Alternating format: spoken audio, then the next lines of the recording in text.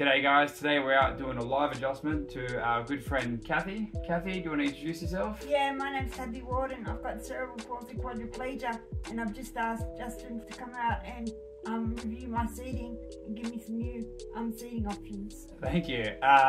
So Kathy is currently in her old chair at the moment and we're going to go through the reasons why her old chair wasn't working well for her. And then we'll show you a video of her in her new chair with some adjustments that we've made as well.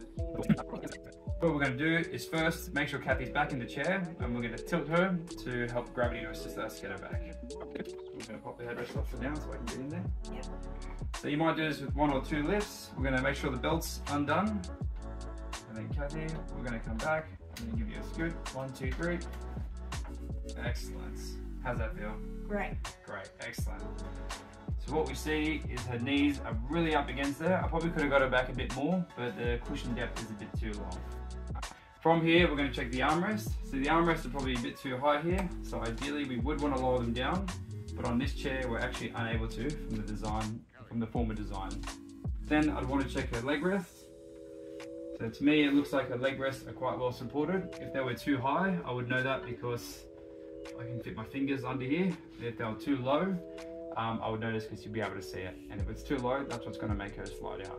Once our hips are back in the chair and we're comfortable with the entire setup, we would get a pelvic belt, make sure the line of pull is at a 60-degree angle, and we would pop it in. You guys can't see this, but it is a bit loose and it's in the tightest setting at the moment. Later when I adjust this, we're going to make sure it's nice and firm to hold her hips down. Ideally, I'd want to put a pelvic block into a backrest, so in the new chair, we'll do that as well. Okay, so what's happened here is Kathy, do you want to tell us about how you transferred into this? Yeah, I just transferred into my perma so that Justin could check out the new seating system. Yep, and then how did you do that transfer? Standing transfer and my bathroom bar. Yeah, so Kathy would grab onto the bar and due to some reduced range in her knees, she's not able to stand up all the way. She's quite short, as you mentioned as well. Yep, I'm 4 foot. 4 foot 9. 4 foot 9. So getting into the chair is quite hard. So we've had someone to help her slide her back into the chair as best we can. But now we're going to go through the rest of it, or what we would do to make sure she's seated properly. The first thing I would do is to help myself is by putting the chair into tilt. I'll probably get a headrest and whatever I can out of the way to make sure I can get nice there and behind there. And we're going to grab onto Kathy's hips as best we can. We're going to give her a scoop. Excellent. And so that's our first step. Then we can start to shake everything to make sure it's where it should be. So the armrests are looking pretty good, maybe a bit higher. How do you feel? How do you feel? Little bit higher. A little bit higher. So what we're going to do is just drop these ones. We're not elevating Kathy's shoulders. If we look over here, we're going to look at her foot plates. These foot plates are probably looking a bit high. I'm just going to drop these foot plates down a bit. With your leg rests, you've got quite limited range on here, right? It's quite tight as it goes on through here. Do you like to have your legs out, or do you like to have them in? I usually like to have them in, but I do use the power controls from time to time. Yeah, exactly. So you probably would like them a bit in because we're a bit tight. It's going to give you a bit more range in your hamstring over here. Yeah. So that's good. But if we ever do need to elevate your legs, we're just going to make sure that when we do elevate your legs, that we're using recline as well. Because if we just lift your legs, it's going to want to pull your hips forward. So we make sure that we're using tilt first, then legs, and recline. Awesome.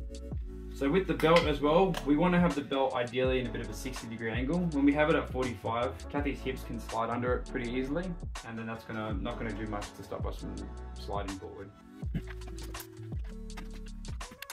So instead of from here to about here. For the OTs and physios out there, it's more in line with your GT over here.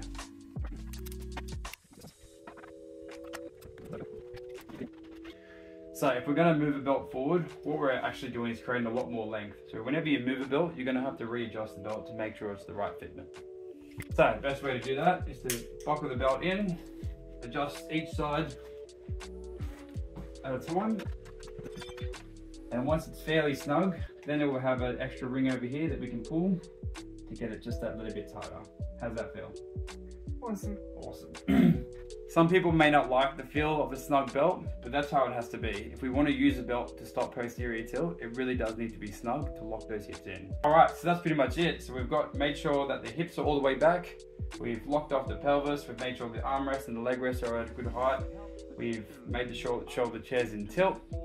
How do you feel, Callie? Good, thank you. Good? Awesome. Thanks so much for watching this video. We'll see you next time.